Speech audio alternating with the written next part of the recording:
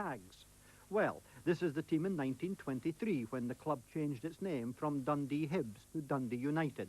The same year as the Tannadice operation came under the magic touch of Jimmy Brownlie, the third Lanark and Scottish goalkeeper. He gave the club status, introducing full-time training and winning them promotion for the first time.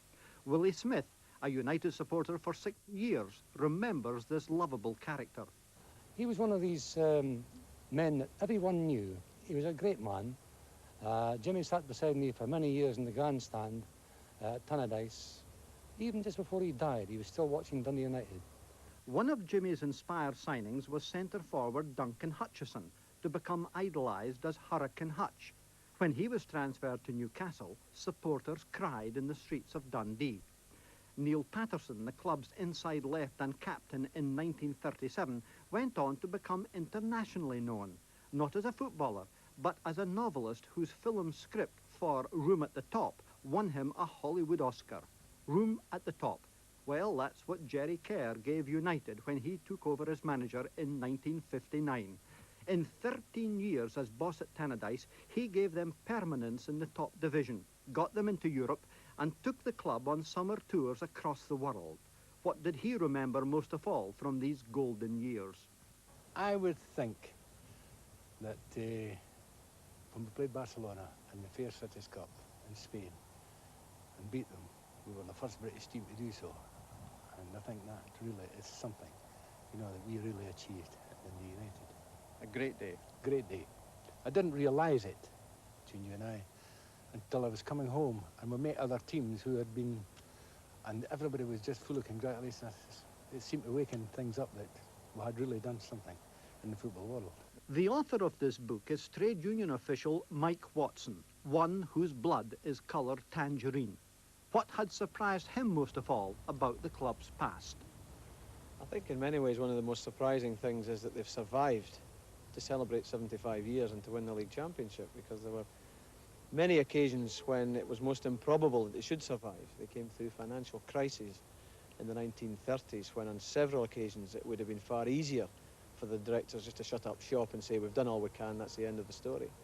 But someone always came forward. There was always someone prepared to dig into his pockets to come up with money, restructure the board and keep them going. And I think perhaps the most surprising fact was that at the end of season 1937-38, they were so bad off financially that they actually freed their entire playing staff. They couldn't afford to pay them their wages during the summer, and they let all of them go. And that shows the depths to which the club had sunk, and it must have been a very short step from there to oblivion. That's not likely to happen again, is it? I wouldn't have thought so. I wouldn't have thought so. Things were not quite as bad in the 50s. They did have low points there as well. They put the whole staff up for transfer in the mid-1950s and only got takers for one, incidentally. That was a comment on the standard of the players of the time. But I think now, 30 years on, the club's very secure financially. I think there's very little chance of them suffering in that sort of way again. Today, United fit naturally into the European scene. Here they are playing the Red Devils of Manchester in last season's UEFA Cup. Now they are poised for further trips to foreign lands. A far cry from the day when a game at Stenhousemuir... 1909 as the Dundee Hibernian Football and Athletic Company. They were established by the city's Irish community and chose a strip of emerald green shirts and stockings with white knickers. From the very beginning, they were an ambitious club, applying immediately for a space in the Scottish Second Division, even though they'd never played a game and no players had been signed.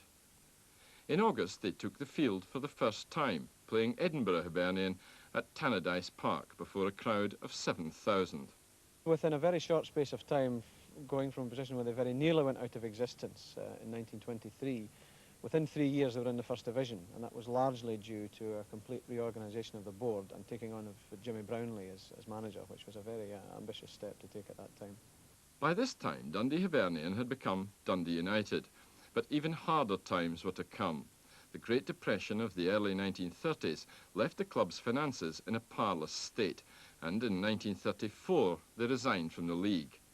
They were reinstated, but 5 years later, all 20 signed players were given a free transfer because the club couldn't afford to pay their wages. So the club by that time was 20 years old. It had started off as Dundee Hibernian, formed by the Irish community, yet Dundee has never seemed to suffer from the sectarian differences which have bothered the likes of Glasgow Celtic and Glasgow Rangers.